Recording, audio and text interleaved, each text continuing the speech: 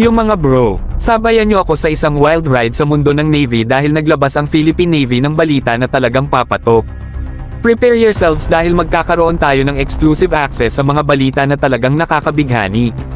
Ang Philippine Navy, handang-handa na mag-commission ng hindi lang isa, kundi dalawang Fast Attack Interdiction Craft (FAIC) na lalagyan ng Israeli-made Spike NLOS missiles.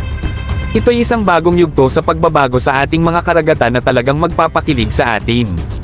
Sa isang panayam kasama ang Philippine News Agency, PNA, kinumpirma ni PN spokesperson Commander John Percy Alcos na ang dalawang FAICs na ito, may bow numbers na 906 at 907, ay handa na para sa action-packed adventure sa karagatan.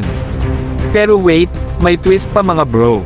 Ang mga bagong FAICs na ito ay hindi lang basta-basta dahil armado sila ng NLOS capabilities na talagang magpapakilabot sa kahit sinong kalaban sa dagat. Kaya mga bro, save the date dahil sa susunod na buwan, ito na ang simula ng isang bagong kabanata sa kasaysayan ng ating Philippine Navy.